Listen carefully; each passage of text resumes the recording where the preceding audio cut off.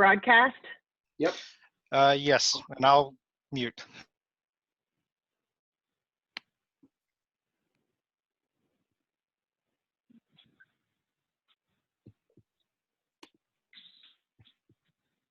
All right.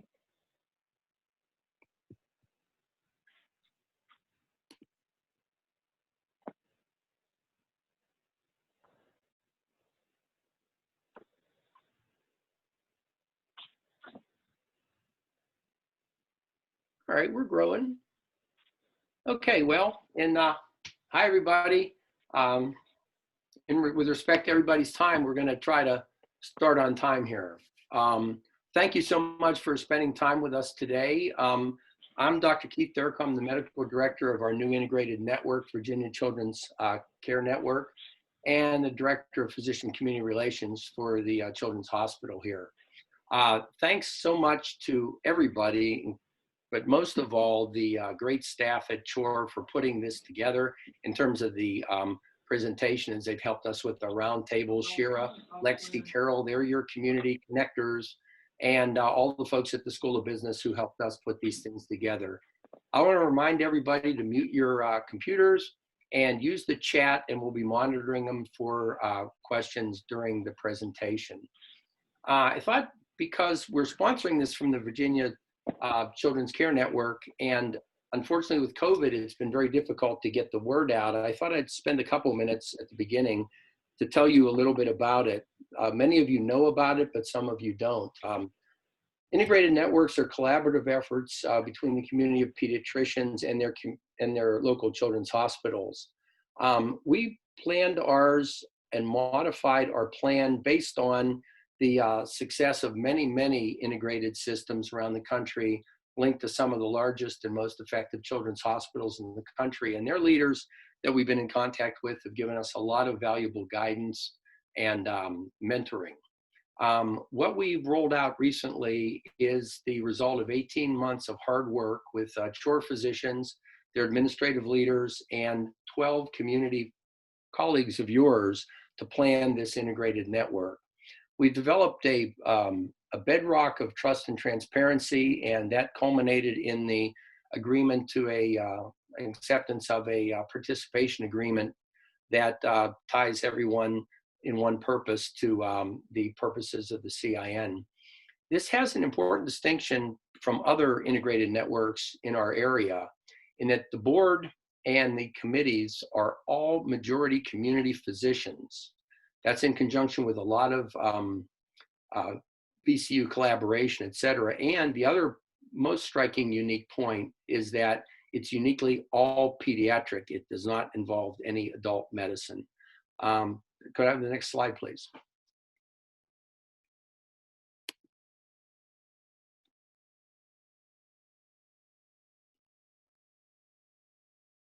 Okay, I just thought I'd share with you for a moment the mission and vision that we've come up with collaboratively.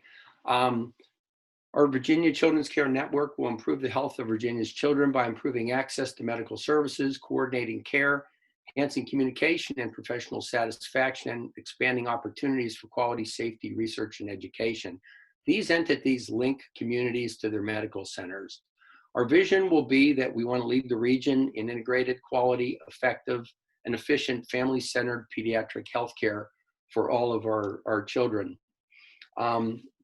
The purpose of the integrated networks are to, by data, drive a quality analysis to improve care and prove the value of the work that we all do in the community to the payers as contracts move to a quality base from a fee-for-service base. They've shown incredible benefits to the community of pediatricians. They've served as a vehicle for connectedness, to allow docs to have some degree of control of their destiny. And it's been shown to increase people's satisfaction. And it also, one of the intents is to support small business success. Everyone's siloed out there, but they're not alone if they're part of a integrated network.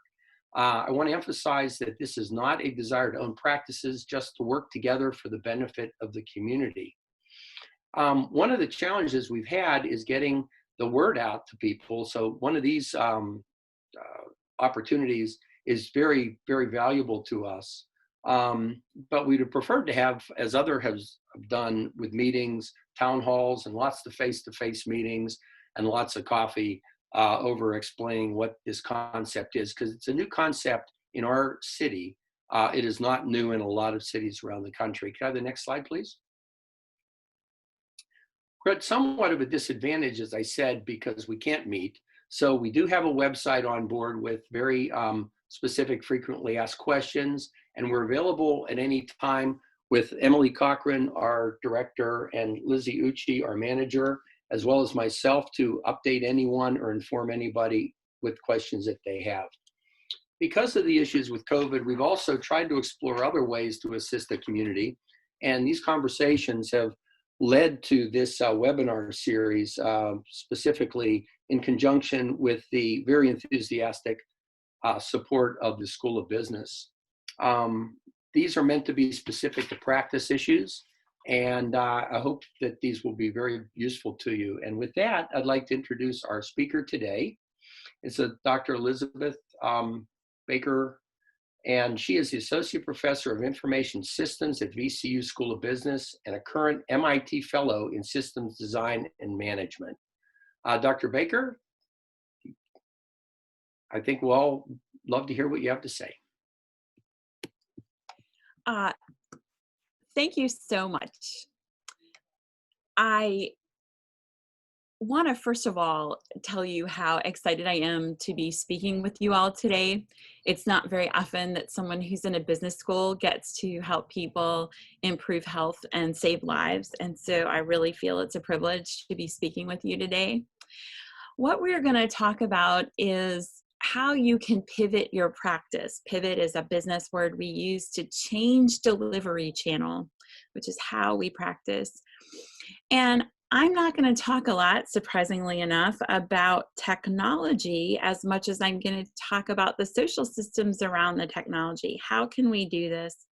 And so when I say implementing telehealth with your patients, I also mean implementing it with patience, like just giving yourself a break. And so anyhow, if you would like to know more about my credentials, you're welcome to ask, but I don't find them terribly important other than to say that my specialty is in researching topics of why people choose to use tools and how to make that use easier. So that's the heart of this. Why do we even want to do this? It's not medicine. So I'm going to start each of my slides with why we don't want to be introducing telehealth. And some of the cons are, forgive all the text. It's there for your notes later on.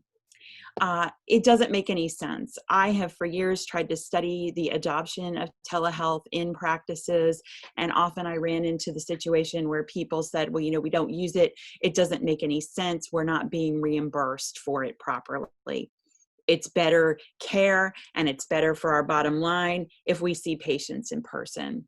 And so really telehealth was on the sidelines. It was a nice to have, not a must have, and one more thing that you had to do in your already busy practice life. And so it was marginalized, which it should have been. Well, the pros for telehealth now, we have to thank COVID-19, because the main thing that it did, which it should have happened a long time ago, but sometimes it takes a crisis to make a good policy change, is that policies for reimbursements have changed rapidly. And now telehealth is a real option. This webinar is really not about me telling you that you have to do something that once the crisis is over will be of no use. In fact, what you're doing now to implement telehealth is going to position your practice in the future. And so, sure, investing in telehealth now is going to support the financial survival of your practice. And so that makes it critical. But once your fiscal solvency stabilizes, which it will, because someday COVID will end as we know it today, now in the future, you're going to have the technological or tool capability to excel with your practice going forward. And that's the exciting part. Like, all of this investment is not for nothing. You're going to be able to extend your practice. Now, Dr. Durko said this the other day when we were talking, and so I wanted to make it clear. I am not one of those technology people who loves technology. I don't. I see it as a tool of utility. Uh, Telehealth is never going to replace healing hands care. It's never going to do it, just like I don't ever believe they're going to be truly artificially intelligent machines. However, this moment in time for physician practice is very similar to when banks introduced ATMs. And ATMs were seen as an existential threat to branches at the time. This was the late 70s, early 80s. And no one wanted to adopt ATMs until all the customers realized how convenient it was to get their cash when the banks were not open. Because during those times, they were only open from like 9 to 2 in the afternoon. And, not everybody could get to a bank between 9 and 2. And so ATMs became a very effective way of connecting with clients, banking clients, where they were. But that was just for a transactional part of the relationship, getting money, depositing money. People still wanted branches because when they wanted to lend money or be loaned money, they still wanted the relationship. People are always going to want the relationship of your practice. This is just by implementing telemedicine a way to extend your relationship with your patient. Okay, so right here, we don't want to do it. It's not medicine. True, but it's a great extension of medicine. And just to highlight this point, I put a quote from 2 business school professors at MIT talking about longer term strategies if you can respond well today. So that's encouraging. Like, all of this is not for nothing. This is not how we want to practice. I feel your pain. So my diagram over on the left-hand side tells me or should explain to you why we definitely don't like telemedicine. These are psychologically based reasons. I didn't put all of the citations to literature that I have behind this because I didn't think it was important for this audience. But if you would like further resources on any of this, I have all the literature behind it to be able to share with you. First of all, I see care with pediatrics as a patient triangle. From the physician to the patient, you have care. From the patient to the parent caregiver, you have love. And from the parent to the physician, you have trust. So right there in that triangle, we're talking about care and trust and love. And immediately, care and trust are disintermediated by a computer. That's terrible. That's a terrible situation. Typically, you want to get rid of the middleman, not add it. But in this case, COVID has required it. But later on, what you'll realize is that this is not all bad. And so we'll talk about it. But this is one of the reasons why you don't want to do it. It is separating you and breaking up that triangle of care. The other thing is we're deploying telehealth at the worst time possible when everyone's cognitive capacity is lower. We're all operating under trauma conditions. That's why everybody is a little shorter. Everybody's nerves are a little more afraid. Nobody maybe is sleeping particularly well. So now we've picked the worst contextual situation to try to implement telemedicine. So cut yourself a break if you're one of these people who's like, I hate this technology and I don't want to do it. Because what I'm telling you is I'm an expert in it and I love it. And I totally understand where you're coming from. Nobody wants to disintermediate care. And no one wants to roll out a new capability when everybody's cognitive capacity is lower. However, and I put this at the bottom, if you view it as an extension of your practice rather than a substitute, you can use it in areas where it might be effective. And we're going to talk about this a little later. So think about your relationship with your mom or your dad or a loved one. You've built the relationship over time, and even in your practices, you've built the relationship with these patients by seeing them over and over and over again. And now you can't. Well, when I can't see a loved one or someone that I've built a relationship with, I will often call them on the phone as a substitute because I can't be with them, but at least I can hear their voice. And that'll do for now until the time that I can go and see them again in person. And so in this situation, telehealth is really a way to continue the relationship that you have with your patients. And that way, if we don't look at it as a substitute, but we look at it as a complement, then it could be really efficient and effective. So now my mom doesn't think I care about her less because I call her to give her directions. She would think it an enormous waste of time for me to go all the way to her house to give her directions in person.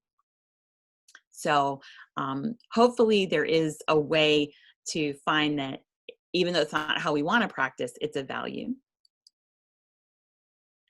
This is my favorite.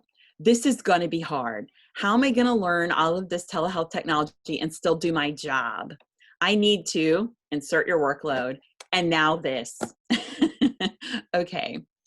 My sister tells me this all the time. My sister is a critical care nurse at I shouldn't say the medical college, at VCU Health. And she says, you know, I'm just trying to save lives. I'm not trying to make my charting take twice as long. And she always blames me for this as if I'm the reason why electronic health records are poor. The reason why you're doing this, I mean, all of this is true and I'm validating your feelings, but I want you to pay attention to on the slide you're doing this, you're learning telehealth as a clear and tangible sign to your patients and your parents that you care. This is for physicians and this is for practice staff. When you try something that you don't like and that's hard, it's a sign that you care, that you're willing to give it a try. And so nobody wants to do this, but there's a value. There's a consistency in care. You don't just care enough to see them in the office. You care enough to try to learn this new thing to continue their care. And to move over to the right-hand side, I don't know how many of you are familiar with the technology adoption curve, but technology adoption is difficult because people possess different levels of innovativeness. And I could give you the tests that you take to determine where you fall on this, but we have innovators, people who are really out in front of it, early adopters, and telehealth really sat in the realm of innovators. Like before COVID, it really wasn't that widely used, and maybe 2.5% of all practices implemented it. Well, now we have a full half. We're now in the early majority starting to undertake telehealth for various reasons. And so we're moving to where there's a critical mass. And then there are people like me, the late majority, again, ironic for a technologist, but I only adopt something when it has some utility for me. I don't go by the latest and greatest thing. It has to make sense. And then you have laggards who are the people who are just hard to gather, but they're less than 20% of the group, okay, these laggards. So maybe it's not worthwhile. One of the things that I want to talk about with pediatricians, so I'm a mom. I'm basically your typical parent of a pediatrician practice. I'm a mom of a 7-year-old, a 9-year-old, and a 4-year-old. And many, many times when I called the pediatrician, the answer was, well, just wait and see how it goes. My child is vomiting. Okay, well, give them some Pediasure and see how it goes. They have a fever. Well, how high is it? Well, keep monitoring it, come in. So the ironic thing that I found about pediatricians was that I was concerned that I was going to kill my child by not responding. But most of the time the answer was, it'll be okay. You know, it'll be all right come in non-emergent situations. So think about some of the examples where telehealth might be helpful. Asthma, fevers that are not emergent fevers, sore throats, earaches, vomiting. I mean, all of the wonders, right? What is the typical advice you give a parent Because remember, your parent and your patient are two different things. This is where it varies in adult medicine. Are you just having that call to make the parent feel better? Or is something that you say on that call going to actually make the child feel better? Well, I would argue that telehealth is really going to be one of those things that later on down the line is very effective to make parents feel better with your practice. So instead of this random dial-a-nurse that my insurance gives me, I can actually pay for a visit to your practice to have you tell me that baby's vomit and it'll be all right. So this is where my practice staff comes in. Does it need an in-clinic visit first? Well, maybe not, I don't know, but it's something you can assess. In the long run, how much more practicing could you perform if this additional channel were available for your patients? How much better could your care be? And that's what I want to really urge you to think about with, I started these slides very, I call them objection obliterators. I'm trying to obliterate your objections to telehealth. And one of the ways I really hope to do that is for you to see that although it's going to be quite jarring right now, that ultimately this could be a really positive and outcome for your practices overall. Bottom line up front, telehealth supports the care mission. Notice that I haven't talked at all about like computers or technologies or which telehealth system that you would implement. And I am 20 minutes into this. Do you want to know why? Because it's not important. The tool that you use is a choice that you can make. Your attitude about using the tool, however, is different. And so my work as a my work as a systems engineer can point this out. How do I know that telehealth is part of supporting the care mission and not one more miserable thing that a company is trying to sell me? Well, our primary mission is to retain the patient relationship built in the clinical setting, that trust and care we talked about before, by continuing to provide quality care using telehealth technical tools. Now, we could also use inpatient clinic visits. So the to and the by of the mission remain the same. It's what you've already been doing every day, and that's the most important piece of the success. The secondary mission is to serve more patients with better outcomes by expanding their access to you using this care channel. Schedulers, reception staff, physicians, nurse practitioners, practice managers, how can you help parents and patients and yourselves with this telehealth adoption and diffusion?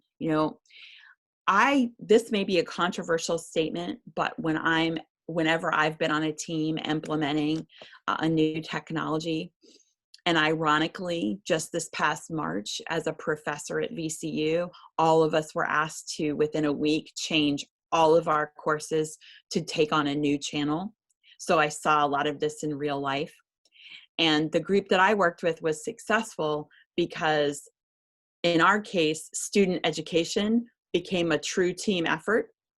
In your cases, patient care becomes a true team effort.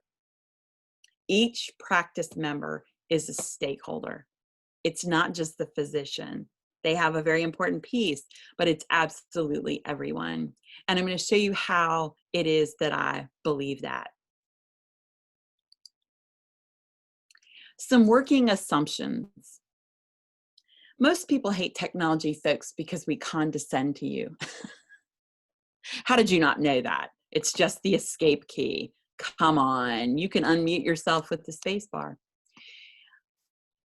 That is a terrible approach. And I've spent a lot of my time telling technologists that I train that that's no way to be. Let's remember these working assumptions for the suggestions I'm going to give you. Number one, every parent has their child's best interest as a top priority.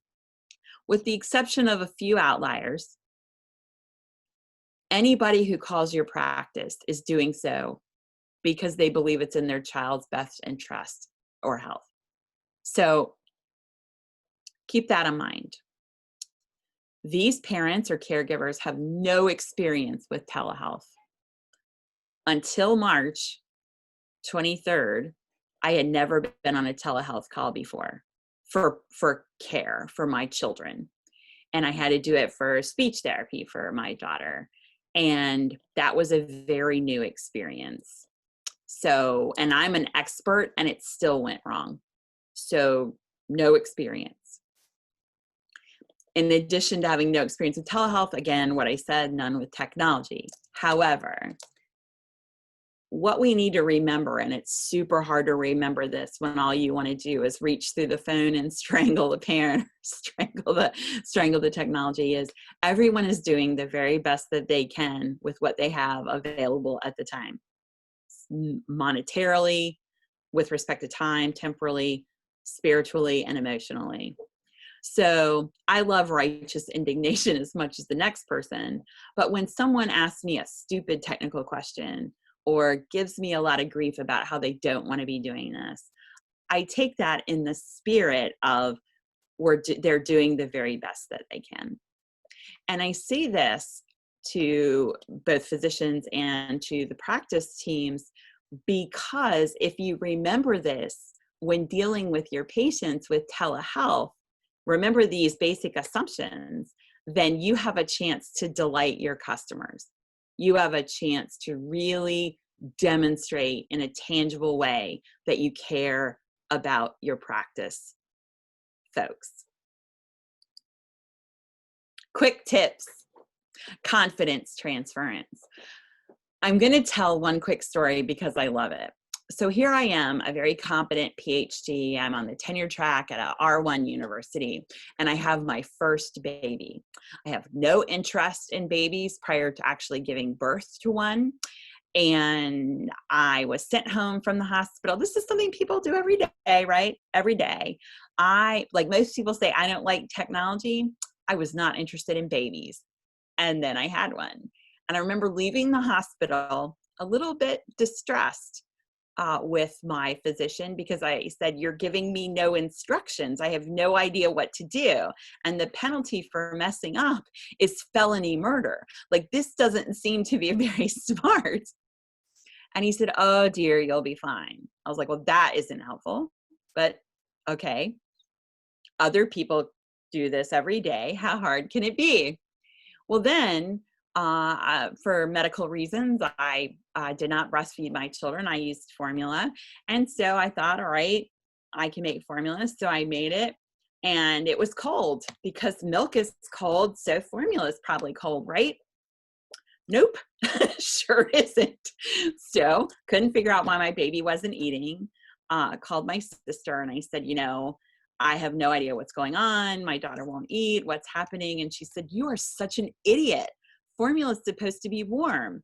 And I said, well, how was I supposed to know that? It doesn't even say it on the can, which it doesn't, by the way. Most of you don't need to read those cans, but I did. And so in something that everyone does every day, I was a perfectly well-trained, smart, capable, dedicated human being who couldn't figure out how to feed their child properly. I mean, I laugh at it now. It's not funny, but it is funny because this is how I know how people feel about technology. Like, everybody does it. It seems simple, but it's very hard for you maybe to figure out. But we use a technique called confidence transference, meaning I have confidence in other areas of my life, so I'm sure that I can beat this computer. There's very little, I'm here to tell you, although we act like wizards of the world, there's very little on a computer that you can't undo easily. There are no permanent mistakes, unlike with children. Silicon-based life is very resilient, these computers. And the next thing I want to tell you, and I never understand this, when something goes wrong on a computer, everyone blames themselves. Why? Blame it on the computer. They have no feelings and they don't care, right? So blame it on them. I really have my hats off to all of you physicians and nurse practitioners and caregivers in general. The reason why I didn't go to medical school is I didn't like people. If my patient was not going to work, I wanted to be able to turn it off, show it who was boss. So I can promise you computers don't have feelings, and they're not going to judge you for blaming it on them. And I think you should at every point that you possibly can. And blame people like me who build them in a way that make them impossible for you to use. But that's another webinar. So that's one. Blame the computer, and remember there's very little that you can do that cannot be fixed. Okay, so and there's no felony murder. I mean, really, the stakes are low. All of you have domain confidence in your knowledge of medicine. And none of you are going to look at a new stethoscope and go, wow, I have no idea how to use that. That is really complicated. You're not going to look at a tongue depressor and go, what am I supposed to do with that? Telehealth is the same thing. It's just one more tool that you're going to use. And you need some training from a rep, maybe, or, you know, it's not maybe immediately clear, but it's just a tool. And with enough practice, it becomes as easy as a tongue depressor, really. I can promise you, as someone who took the first 3 weeks of organic chemistry on a bet, it is a lot harder than telehealth tools. Like, you're definitely smart enough. Your MDs, your people who've taken a lot of biology, chemistry, very difficult classes. This isn't one of them. But you do probably need to invest some time, meaning, you know, get to know it, practice it, have a fake telehealth call with one of your friends and their kids, someone who you've meant to catch up with for a long time. Practicing goes a long way to comfort. And so don't make the first time that you do a telehealth call maybe with an actual patient, but it doesn't take long. Again, not organic chemistry, not difficult. Couple of times and you'll be a wizard. Use SneakerNet. So what is SneakerNet? Well, one of the reasons you're so busy and you're like, I don't have time to sit down and learn this, is because no one's sharing what they know with each other necessarily. And so the way we learn in corporations anyway, is we talk to the person next to us and say, hey, did you know that you could unmute yourself on Zoom using the space bar? No, I had no idea. And then they've learned something. Nobody has time to go to training classes. Very few people can invest in webinars, but SneakerNet is the best. It does two things. One, it strengthens your relationship with your colleague because they think, oh, wow, they're cool enough to help me. And two, it helps for an improved clinical experience for your patient and your parent because more of your practice is trained, right? So I understand the economic and time realities of not being able to send everybody to training for telehealth. I'm 100%, but SneakerNet is wildly effective, right? It's effective on getting it through. And then finally, at the end of every call, this is going to sound counterintuitive, but thank your parents for taking the time to meet with you this way. When e-commerce first became big, a lot of stores worried that it would put them out of business. It doesn't put them out of business. Amazon does, but not e-commerce itself. And they thanked people for ordering that way because actually it was about 30% cheaper for someone to be able to order something online than for someone to hold that inventory in their store. For patient outcomes and quality care scores, I would say that thanking someone for using this new channel with you is a low-cost way to, again, build the relationship. Yeah, the common enemy for you both is technology, and you've overcome it together, and how great is it that we've beaten this journey. None of this is medicine, really. This is about relationships when you have to deal with a technology tool that's in the way. These are the people that I really want to speak to, the schedulers, the reception staff. You're focused on customer delight. Who wants to delight customers? Well, you do, actually, because you are performing, and I'm going to say this very clearly. I don't read slides typically. Remember, all this text is so you have notes later on if you want them. but this I'm going to read out to all my schedulers and reception staff and everybody else who makes these offices run. You are performing a critical public health service by ensuring vaccines are administered, medications are given, and evaluations for school are completed. You are a key part of the practice. Let that sink in for a minute. You're a key part of the practice. Just like the person I hire as my front desk clerk is one of my key parts of my store being successful, you are one of the key parts of the practice being successful. Because quite frankly, if people don't schedule appointments, there's no practice, right? And so if you value your work this way, if you see the essential nature, then it shows through to your parents and patients. And this is very similar to what I experience with faculty and staff at the university. A lot of faculty think they're better than everyone else, and that's patently untrue. And I routinely remind them that they would get nothing done if it weren't for staff. And staff knows this, but lets faculty get away with their delusion.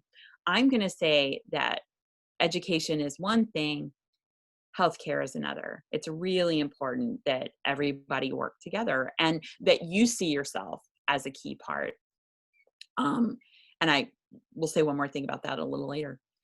You are the key parent coach. Okay, so you get the phone call and it's not the patient on the line, it's a parent. And you are the coach of the parent. And you want to gear your interactions to quick success the first time, right? So if you want to convince someone to play baseball, you want them to learn how to hit the ball quickly, right? And so you just walk them through it. Okay, here's how you stand, here's how you swing the bat. The same is true with telehealth or scheduling an appointment. Quick instructions, easy to follow, using English or Spanish or whatever language people understand that is in your practice.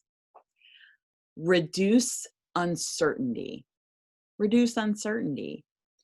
One of the things I love most about and I call pediatricians' practices a lot because I've moved a lot, so I've had to get new ones at various times, is when they tell me what to expect before I get there.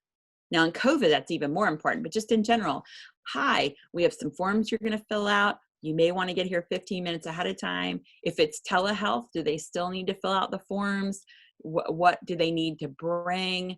How can you help them? Some of my colleagues in marketing have been studying customer delight, and what they found is that during the pandemic, customers have lowered their expectations of what delights them.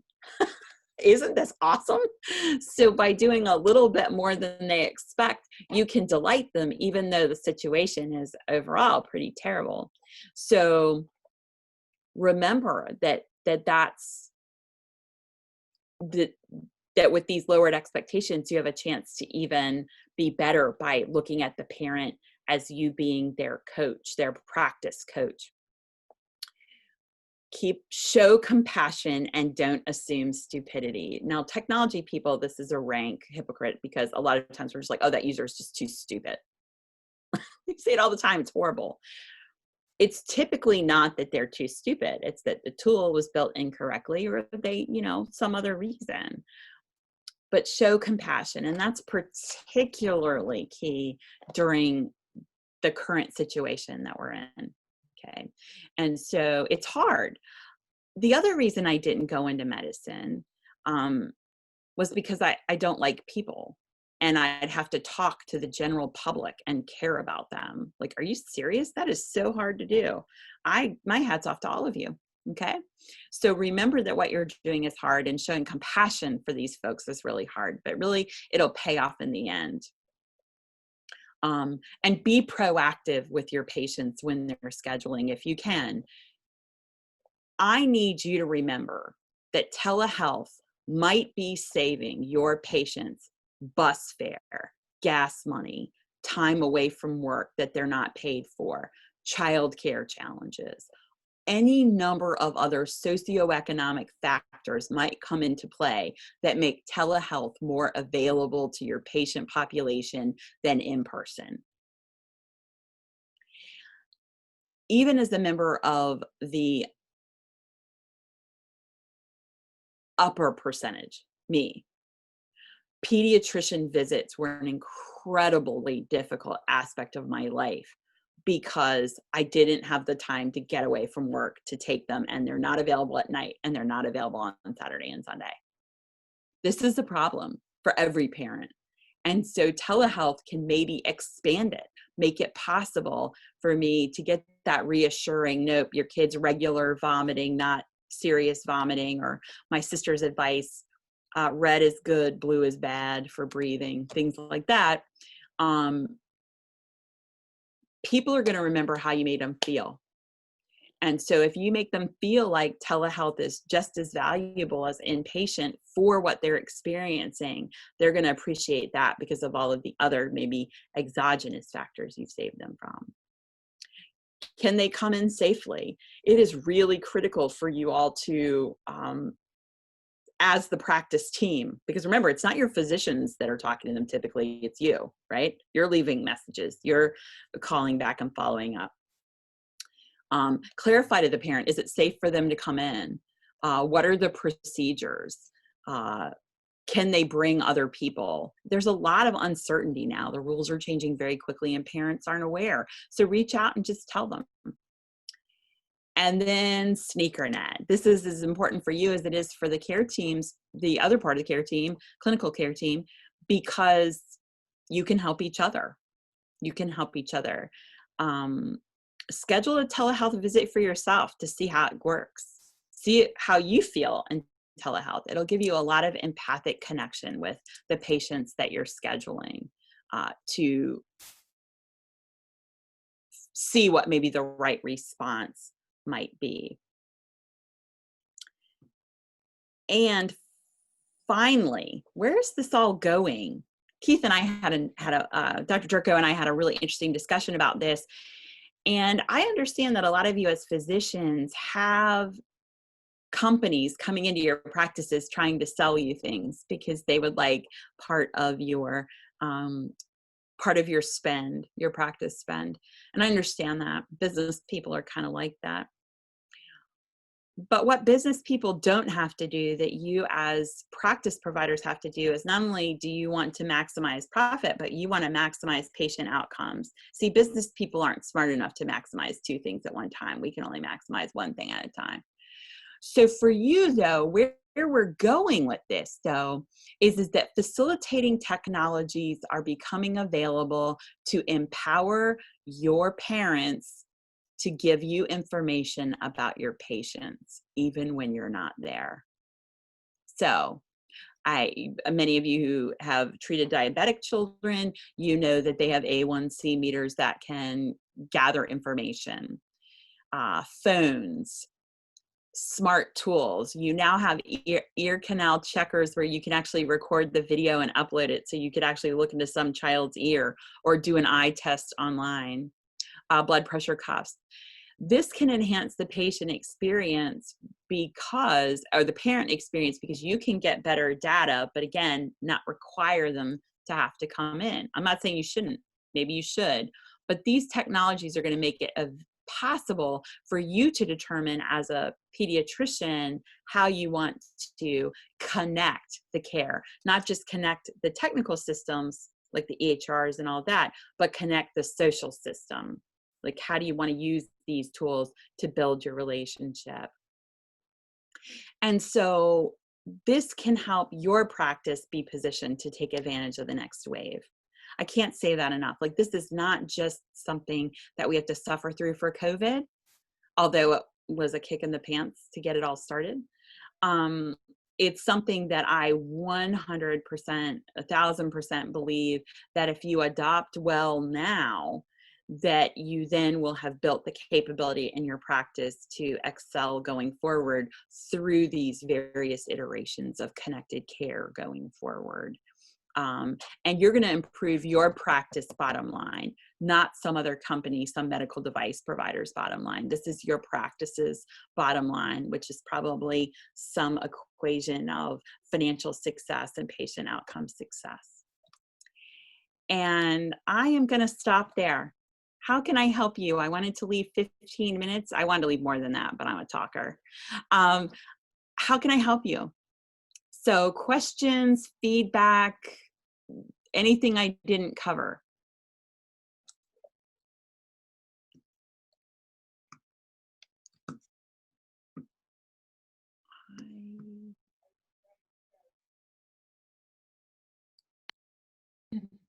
Okay, Dr. Baker, it's Liev Schneider. I'm using my space bar to unmute, which is one of the best things I've learned from you. So thank you for that. I think that one of the questions that you've helped me answer a little bit is just specific phrases we can use when people are struggling with technology. So I know we're supposed to blame the computers. I know we're supposed to not call them stupid, which no one would ever do. Well, yes, they would. Maybe not. Yeah, I think they teach us that. Are there phrases that can help, that we can kind of adopt, that are helpful, that allow us to kind of move through that, either jokes or just moments of kind of kindness? And then the other question I had is, when do you just pull the plug and say, this, whatever this interaction is, it's just not going well, and so I need to find an alternative option rather than moving through the technology? Okay, sure. I'm going to forget if you ask me too many more questions in a row. My RAM is pretty poor. So okay, so the first question, what are some things, some phrases that we can use? One of my favorites, although you have to be mean it when you say it, is, how could I help you with this? How can I help you with this? Whatever this is. So a lot of times we think we know the problem that the person is having with technology, but we don't know because we haven't listened to them explain it, like diagnosing, right? So how can I help you with this? Or how would you like me to help you? That way you're not forcing your solution on somebody when that's not even really the problem. What's another one? It's a lot of these are very context dependent, but I'm always offering my help to empower the patient or the user.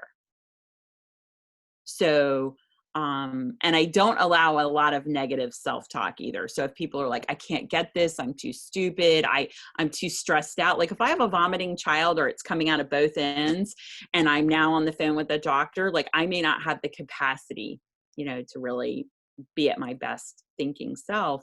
So, I just try to have a lot of, I say things like, so hard, I like just very basic sort of, I'm in this with you sort of words, as opposed to we're all break fixers, even technology people, like there's a break and we want to fix it. You're a physician and you're billed for your time by the minute. And so you would like to fix the break and get on. And part of it is just sometimes figuring out what the break is and giving the chance for the parent or the patient to say it kind of in their own words so that you can really handle it.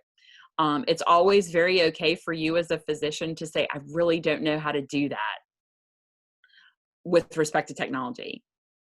We know you're a physician. By saying, I don't know, is not going to at all ruin anyone's confidence in what you can do. A lot of people feel that way though. But don't feel that way, because no parent is going to think you're a lesser pediatrician because you don't know how to use your telehealth tools to the best of they're assuming you're doing the best that you can do. So sometimes things like, computers are so tough. I'm trying to really get this myself. It would be so much easier if I could see you and Lucy in person in my office, but here we are, I'm also a fan of blaming COVID, but deflecting blame. So that's the answer to your first question. The second question, is a little tougher, but is one I deal with a lot, and that is when I'm not able to help with technological situation. The best thing to do if you believe that it's time to cut bait on a call is to explain to the patient that this situation isn't working and give them next steps, specific steps, so they don't feel like a failure.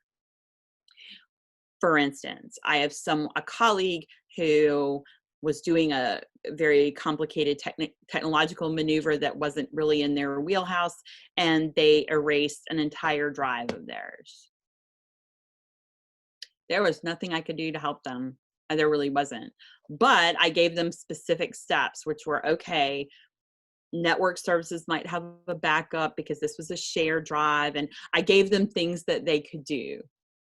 Don't leave a person saying, I can't help you, this isn't working. Say, could you schedule another appointment in a couple of days? If you're having trouble with the audio on your phone, it's not your fault. Can you just get to a place? Can you schedule another appointment and get to a place where we can do this? I have a special needs 4-year-old, me personally, and a lot of times with his care team, we're doing this via video conference, and he's just not sitting still. I just can't get him in front of the camera or the computer where the caregiver needs him. And I'm like, you know what? Can we just quit now? And can we reschedule? So a lot of times, no one is going to blame you for not forcing a bad position. I think it's just going to be a matter of giving them concrete steps so they're not left with their failure. They're left with hope that it'll be better later. Is that helpful? Yeah, that's, I think just knowing when to let go is a good idea. Absolutely. And you're giving up hope on the technology or the situation. You're not giving up hope on the patient or the parent. And it's very clear that you indicate that. So again, a personal example, we had to do all these Zoom classes, and I had a master's class that was meeting one night, and I was overwhelmed. I couldn't do it. I'd had a long day of homeschooling kids, and I just was lost. And I got on the call with them. I'm like, you guys, I know I'm supposed to be your professor, and I know we're supposed to do this tonight, but you know what? I'm having a really, really difficult time collecting myself. Like, I couldn't even remember the notes of a case I've taught for 15 years. Like, that's what life can do to you in COVID, I guess. And I just said, you know what? Here's what we're going to do. We're going to call it a night. And by tomorrow, I'll have instructions about how we're going to make up this going forward. But I knew another 10 minutes was not going to help me. I was going to break out in tears if I were on that call for 10 more minutes. So, and a lot of times people don't realize they're emotionally overwhelmed, or just with any customer service, they take it out on you. I mean, I can't tell you the number of times I'm mortified at like a grocery store or a Target at the return line when people are yelling at at the clerks, and I'm like, yo, like, that clerk didn't do anything to you. Like, yikes. And so I know that all of you in practice, particularly the practice team, the customer team, can face this, but the best thing to do is diffuse and give people a path forward. And you're dealing with people, I'm dealing with computers. I tell people to turn it off and go to the restroom, get a snack, and come back. But you guys have a much harder task than I do.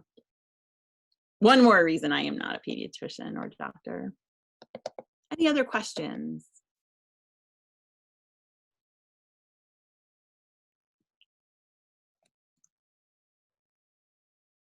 There are 28 of you. Come on now. I sometimes think no questions is just a sign of a well-done presentation. So You're flattering me. Well, then let me give my 1-minute wrap up, and I'll leave 5 minutes for everyone else. I'm going to share my screen again very briefly one more time. I would like for all of you, again, to thank you so much for your time today. I hope anything I've said has been helpful. Many of the questions you might have are very specific to the context of your practice, a specific tool or a specific aim that you're trying to have, and I'm more than happy to help you. my research literally in the business school is adoption and diffusion of telehealth. That's why I'm at MIT learning about it, in fact, as a systems engineer. So please don't hesitate to reach out to me. There is my email. It's at VCU, and my LinkedIn as well. Elizabeth Baker is kind of a common name, so White is my maiden name, and so you would want to search for me under that. But I am very interested in continuing to work with you and help you, because I really also believe that Richmond Pediatric Practice, the Virginia Children's Care Network, has the opportunity to lead the way in adoption of these technologies, and I would love to be on the front end of that. So, so please reach out. This webinar hasn't ended with today. So thank you so much. Thank you, Dr. Baker. You know, this personifies the support that the business school has given us. They have stepped up, said, how can we help? And we're trying to figure out how we can all work together and how they can help, starting with Dean Greer and his team. We're going to have 2 more webinars, and Lee will do a couple moments of closing comments and tell you about the next webinars coming up. Dr. Schneider. Thank you again, Dr. Baker. I really appreciate it. One of the things that we are talking through as a group is just how the School of Business can individually help our practices. We have, you know, we had 30 different people on that probably, and what I'd like to do is categorize how many different practices that was. You know, I'm thinking it's probably about 10 different practices across Richmond, which is pretty impressive in terms of the number of people that are available. One of the things that's come from these conversations is that there are so many individual and unique issues that are going on. So some practices are probably set up where there's 1 or 2 people doing telehealth scheduling. There's lots of practices where everyone's being asked to do it. I worked on Saturday and I had someone at my front desk, shout out to Bria, who did a fantastic job getting a patient on for me, and she'd never used telehealth before. But she did delight that patient and she delighted me. And I think we're all going to struggle with trying to how to move into these new technologies. In addition to telehealth, we've adopted Waitlist Me. We've adopted new protocols for people coming into the office. So I think a lot of these skills you talked about are transferable. I am happy to serve as someone else who can work with Dr. Baker and whoever else is out in the community to try to make these connections. But I think that if you have a specific technology question or some concerns, if you have sheets that your parents just don't seem to be understanding how to use technology, Dr. Baker has offered herself up to be available in so many different ways. So part of what we don't know is what is needed, but we know who is available to help us so we can make those connections. Over the next 2 weeks, we have 2 more people who will be available. One is going to be a team from social media, and I'm going to leave their introductions to next week. And then the following week, a team from leadership. And so those 2 groups will be available to help talk about how we can market and how we can lead our practices into the future. And I really encourage people to bring staff and others who might be interested in those to that discussion. So thank you, Dr. Baker, and I think we really appreciate your contact information and your time, and thank you for helping us learn how to connect better with patients over this very unique situation that is now part of our lives. So, all right, have a great afternoon, everyone. Thank you for joining us. Bye-bye. Thank you so much. Thank you so much, Dr. Baker.